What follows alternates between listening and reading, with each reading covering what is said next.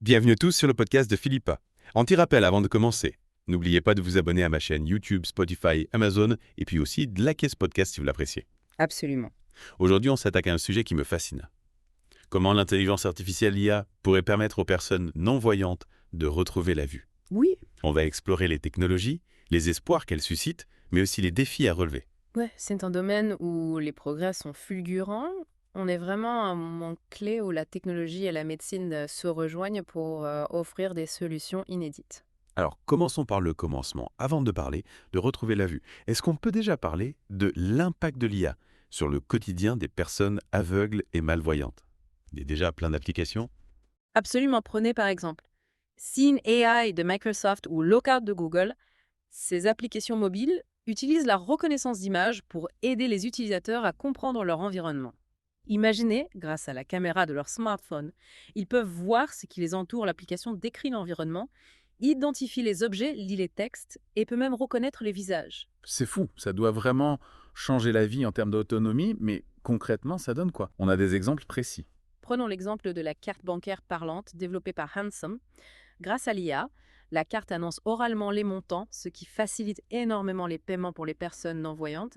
C'est un exemple parmi tant d'autres de l'impact de l'IA sur le quotidien. Et au-delà de ces applications pour smartphone, l'IA est utilisée dans d'autres domaines. Bien sûr, il y a la navigation avec des systèmes de cartographie vocale et de détection d'obstacles, la lecture de textes à voix haute, l'apprentissage du braille, et même l'adaptation des sites web aux besoins spécifiques des utilisateurs malvoyants les partout. On sent que ça ouvre un champ des possibles incroyables. Mais passons maintenant à la question qui nous brûle les lèvres. Comment l'IA peut-elle aider à restaurer la vue? Quelles sont les pistes les plus prometteuses? Il y en a plusieurs. Les implants rétiniens, par exemple, sont une technologie fascinante.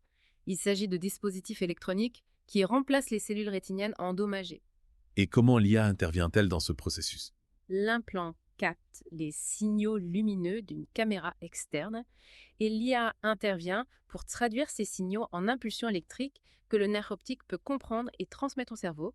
C'est comme si on créait un nouveau langage pour que le cerveau puisse interpréter les images. Donc l'IA joue un rôle de traducteur, en quelque sorte. Et concrètement, ça donne quoi en termes de résultats? Argus Bank, développé par Second Sight, a permis à des personnes aveugles de percevoir des formes et des mouvements.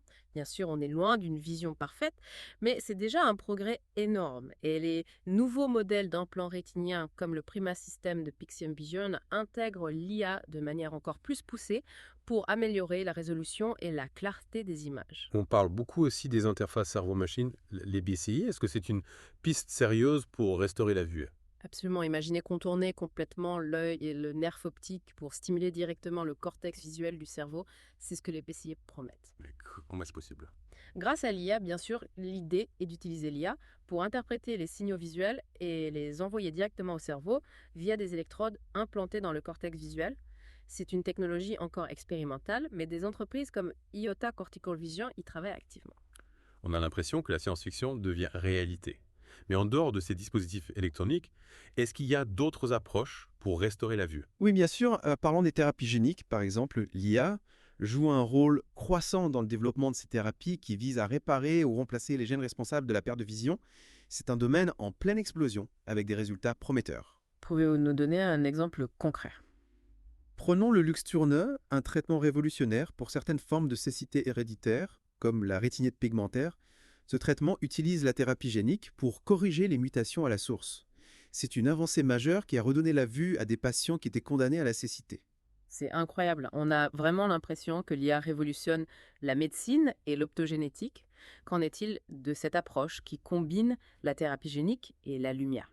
L'autogénétique est une piste très prometteuse. On insère des gènes codants pour des protéines sensibles à la lumière dans les cellules de la rétine. Ensuite, on utilise des lunettes spéciales pour projeter des images sur la rétine. Et la lumière stimule ces protéines pour activer les cellules nerveuses. Et l'IA, elle intervient où dans tout ça? L'IO est utilisée pour optimiser les schémas de stimulation lumineuse et personnaliser les traitements en fonction des besoins de chaque patient. C'est un domaine de recherche très actif avec un potentiel énorme. On a vraiment l'impression d'assister à une révolution dans le domaine de la vision artificielle. Tout à fait. Et on n'a même pas encore parlé des rétines artificielles, de la stimulation transcrânienne, des prothèses visuelles intelligentes et des nanotechnologies qui pourraient permettre de régénérer les cellules de l'œil. Le futur s'annonce passionnant. On a hâte de voir ce que l'avenir nous réserve. Mais avant de nous emballer, il faut aussi parler des défis à relever pour que ces technologies deviennent réellement accessibles et performantes, n'est-ce pas? Tout à fait. Et il reste encore beaucoup de travail à faire pour que la vision artificielle devienne une réalité pour tous. Alors justement, parlons-en. Quels sont les principaux obstacles à surmonter? Commençons par les défis techniques. La précision de la reconnaissance d'objets par l'IA est cruciale pour la sécurité des personnes non-voyantes, mais cette reconnaissance est encore loin d'être parfaite. Imaginez un système d'IA qui confond un chien avec un chat ou un feu rouge avec un feu vert. Les conséquences pourraient être dramatiques. Et le traitement en temps réel des informations est ceci un obstacle majeur. Absolument. Si l'IA met trop de temps à analyser l'environnement et à fournir des informations, cela peut être dangereux, surtout pour la navigation. Il faut des algorithmes ultra performants et une puissance de calcul importante pour que les systèmes soient réactifs. Et qu'en est-il de la gestion des environnements complexes? J'imagine que c'est plus difficile pour l'IA d'interpréter une scène très chargée en informations. C'est exact. L'IA peut avoir du mal à distinguer les éléments importants d'une scène complexe, ce qui peut entraîner des descriptions incomplètes ou erronées, par exemple, dans une rue bondée. L'IA pourrait ne pas identifier un obstacle important comme un chantier ou un trou dans le trottoir. Effectivement, même nous, avec notre vision normale, on a parfois du mal à s'y retrouver dans des environnements complexes, mais l'IA, elle n'a pas le droit à l'erreur. Exactement. Un autre défi important, c'est l'interprétation du contexte par l'IA. Il ne suffit pas de reconnaître les objets. Il faut aussi comprendre leur fonction, leur positionnement et les relations entre eux. C'est ce qui permet de donner du sens à une image. Par exemple, si l'IA voit une tasse sur une table, elle doit aussi comprendre qu'on peut boire dedans, qu'elle est posée sur quelque chose, et qu'elle peut potentiellement tomber.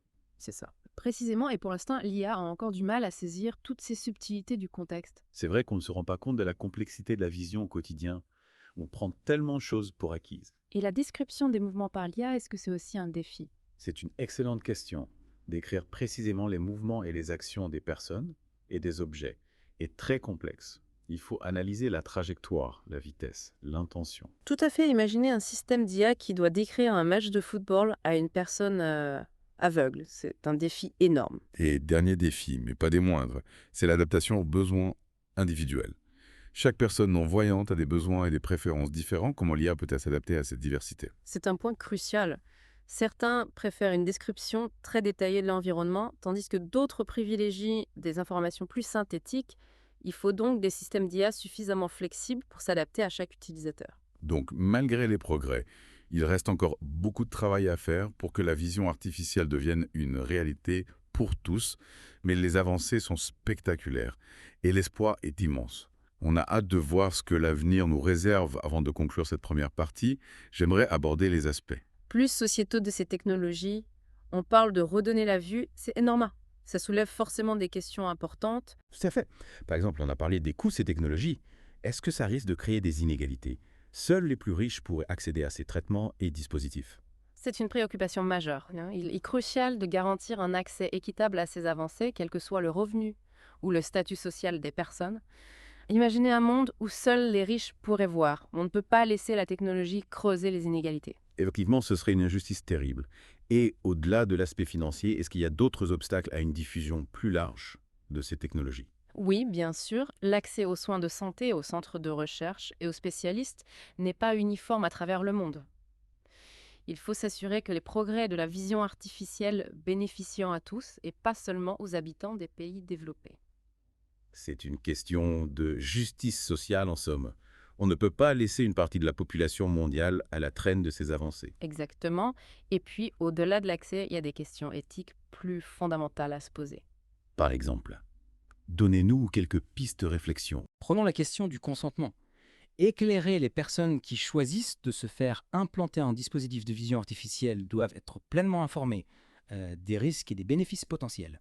On ne peut pas prendre ces décisions à la légère. C'est vrai, et il faut aussi être transparent sur les limitations de ces technologies. On ne veut pas créer de faux espoirs à la vision artificielle, même si elle progresse rapidement, est encore loin de la vision naturelle. Tout à fait. Et puis, il y a la question de la sécurité et de la fiabilité de ces dispositifs. Ces technologies sont encore relativement jeunes et on ne connaît pas encore tous les effets à long terme sur la santé. Il faut des études rigoureuses et des protocoles de sécurité très stricts pour minimiser les risques. Et du côté de la protection des données, est-ce qu'il y a des inquiétudes? Ces dispositifs connectés au cerveau ne risquent-ils pas de collecter des données très sensibles sur les utilisateurs? Absolument. Les dispositifs de vision artificielle collectent des données sur les habitudes de vie, les déplacements, les interactions sociales. Il faut garantir la confidentialité de ces données Et les protéger contre tout usage abusif, c'est un enjeu majeur pour la confiance dans ces technologies. Effectivement, on touche là à des questions très sensibles. Et au-delà de ces aspects pratiques, est-ce qu'il y a une dimension plus philosophique à prendre en compte? L'arrivée de la vision artificielle ne risque-t-elle pas de bouleverser notre perception du monde, de la vision du handicap? Bien sûr, l'utilisation de l'IA pour restaurer la vision soulève des questions profondes sur la nature même de la perception de la conscience de l'identité. Qu'est-ce que ça signifie de voir avec un dispositif artificiel? Comment le cerveau s'adapte-t-il à cette nouvelle façon de percevoir le monde? Ce sont des questions fascinantes, mais qui donnent le vertige. On est vraiment face à une révolution qui pourrait transformer notre rapport au monde, à la réalité. Oui, c'est une révolution qui va bien au-delà de la technologie.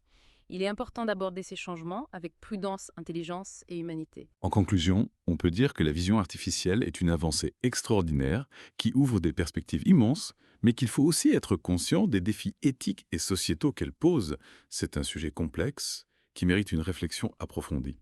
Je suis tout à fait d'accord. Il faut avancer avec optimisme, mais aussi avec lucidité et responsabilité. Et surtout, il ne faut pas oublier l'importance de la collaboration entre les chercheurs, les entreprises, les associations de patients et les personnes non-voyantes elles-mêmes. Oui, c'est essentiel d'impliquer toutes les parties prenantes pour que ces technologies répondent réellement aux besoins et aux attentes de ceux qui vont les utiliser. On ne peut pas développer des solutions pour les gens sans les inclure dans le processus de conception. Exactement. Et pour finir sur une note positive, est-ce qu'on peut dire qu'on est à l'aube d'une nouvelle ère pour les personnes non-voyantes? Je pense sincèrement, les progrès de l'IA et des technologies médicales ouvrent des possibilités qu'on n'aurait même pas imaginées il y a quelques années. On peut imaginer un avenir où la cécité ne sera plus synonyme d'exclusion et de limitation. C'est l'espoir que portent ces innovations. Bien sûr, il reste encore beaucoup de chemin à parcourir, mais on a toutes les raisons d'être optimiste. C'est un message d'espoir formidable. Merci beaucoup pour toutes ces explications passionnantes. Merci à vous pour l'invitation. Et merci à vous, chers auditeurs, de nous avoir suivis dans cette exploration fascinante de la vision artificielle. N'oubliez pas de partager vos réflexions sur le sujet dans les commentaires. Quel impact pensez-vous que ces technologies auront sur la société et la perception du handicap? C'est une question qui mérite d'être débattue.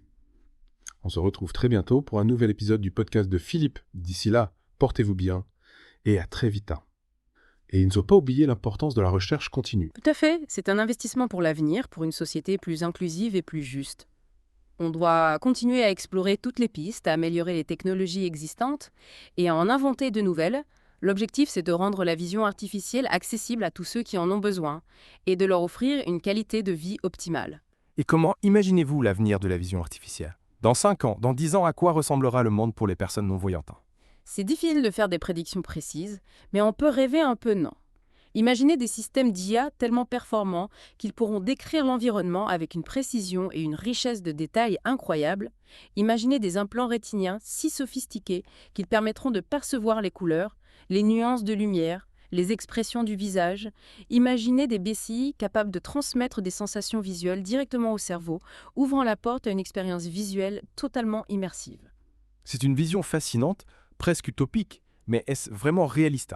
Ne risquez-vous pas de décevoir les personnes qui attendent beaucoup de ces technologies? Bien sûr, il faut rester prudent. La technologie n'est pas une solution miracle et il y aura toujours des limites.